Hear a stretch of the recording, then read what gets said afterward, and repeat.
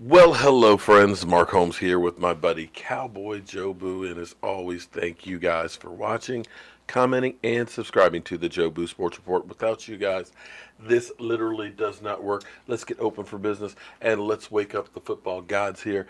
Here we go, guys. I'm kind of sad at this moment. I'm sad because we waited 226 days when I got that clock for the season to get here. We got week 2 already in the books. There's only 17 weeks of the regular season. We're on week 3. Day after tomorrow, we got week number 3 starting. That's scary, that's sad, and it's almost depressing to think about. I'll tell you what else is kind of depressing is my buddy Philly 500. Now, before I get on to my Cowboys, I want you guys to give a shout out and put Philly in your prayers because the Eagles are literally making him sick. No joke. After the game, he had 103 fever. I'm surprised it didn't go higher than that, but let's just go to the tape real quick, and then we're going to talk about my quarterback, Dak Prescott. This Atlanta Falcon game tonight was so frustrating. It was so annoying. I was so angry. I was so confused. It was mind-boggling to see what happened. How do you process a game like this? It's crazy. It really is. But I gotta say this. Despite all those things, there was more good to come out of tonight than anything else.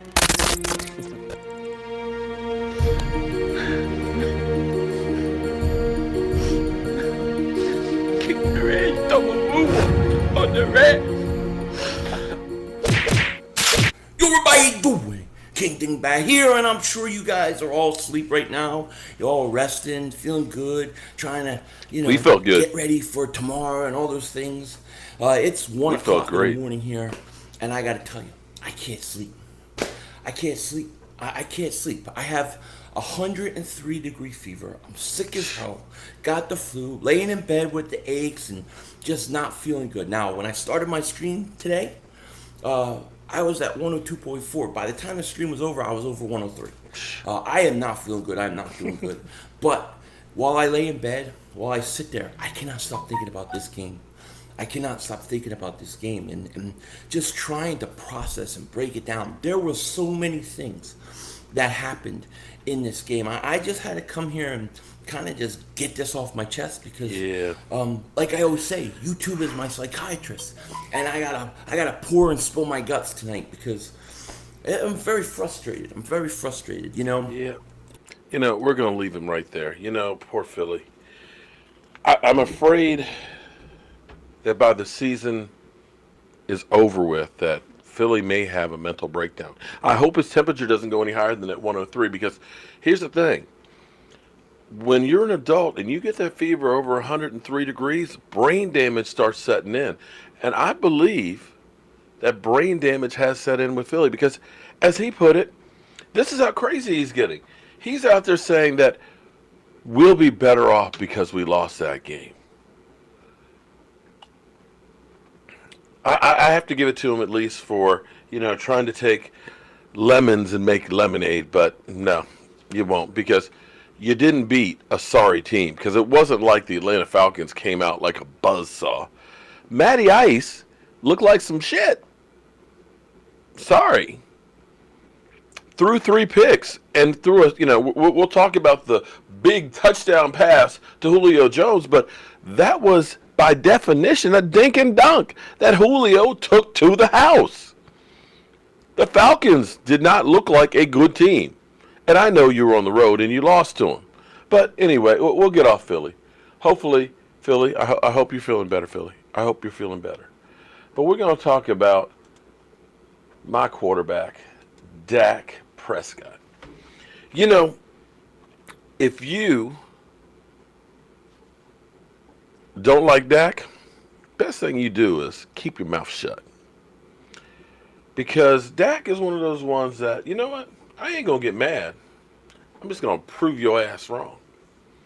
Now, I asked myself, okay, what more does Dak Prescott have to do to prove that he's a good quarterback? Because I want to hear from you guys who still say Dak Prescott isn't the guy. Now, this is what drives me crazy. Because right now, we got the feel-good story for the Dallas Cowboys. Now, that's great right now, but, there will be some rough times here. We'll go through some patches where we might have some games that aren't looking good. And I know you guys that are right now, that are on Dak Prescott's jock, are just laying in wait. Because you're going to come back and say, see, I told you he's about. I know how you guys are. And see, we got all of these people, all these talking heads. Jason Whitlock, you would have think that he, did a poltergeist 180 here because he's changed his tune, completely. Before, basically, he said, pay him chump change and tell him to be satisfied or take your ass out. Now he's talking about him being the highest paid. People laughed when they said, oh, he wants to be $30 million quarterback. But understand some of the things that my quarterback that I've always been believing in has done thus far. And I know he's still a bum to some of you. Kevin Milton. We know you, Kevin Milton. We know you. I saw some of your stuff today. It was only the Redskins and the Giants, which is true. They are two sorry franchises right now. They are in need of a rebuild. But, it's the NFL. And anybody can beat you on any given Sunday.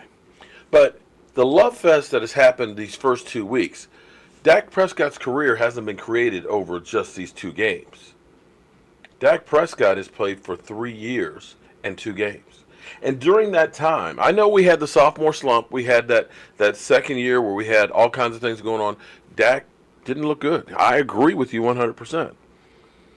But in his time of being the quarterback of the Dallas Cowboys, he has had a 98% QBR.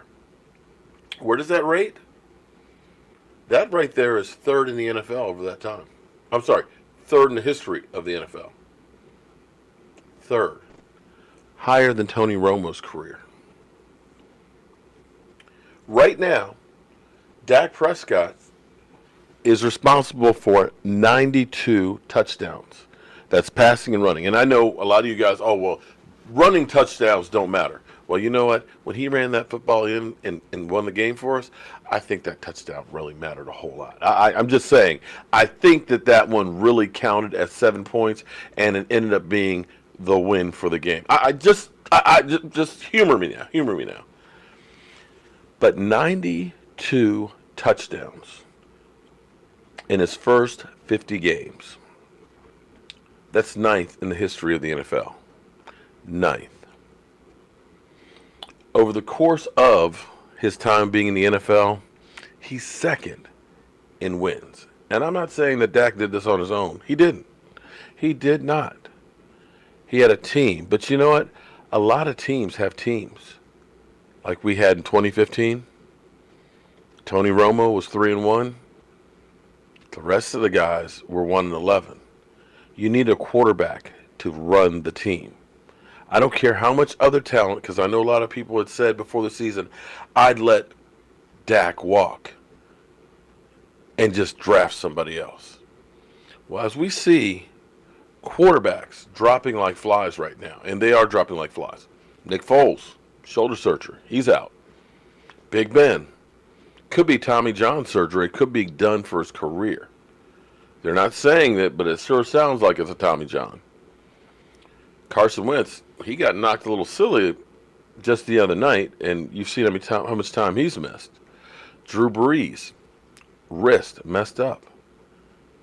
Quarterbacks are few and far between.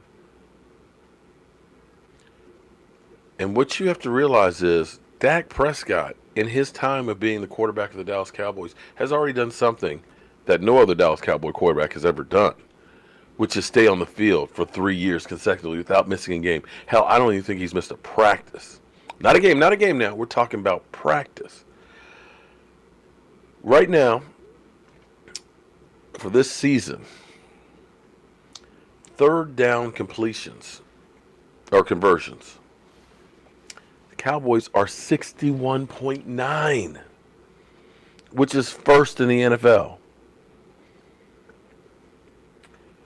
TD passes since 2016 of 50 or more yards. Dak is third with 9. Carson Wentz, I'll give him credit. He also has 9 as well. So I ask you now, with somebody like Kirk Cousins, who does what Kirk Cousins does, throws an interception late in the game. We've seen that. Redskins Cowboys gets paid a guaranteed contract of $28 million.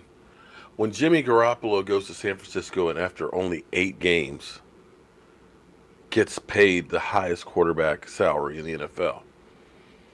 We see Big Ben, who is aging, get 34. We see Carson Wentz, who can't stay upright, get 33 and a half.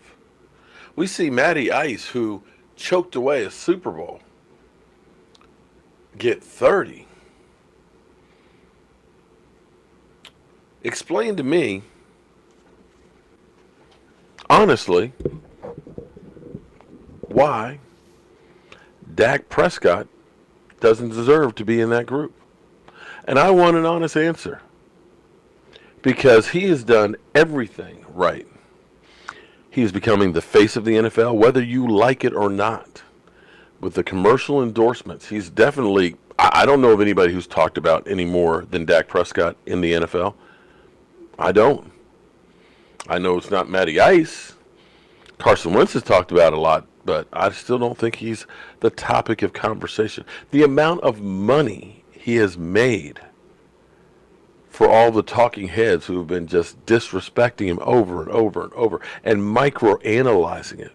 The people that he has put on the map because they've talked about him.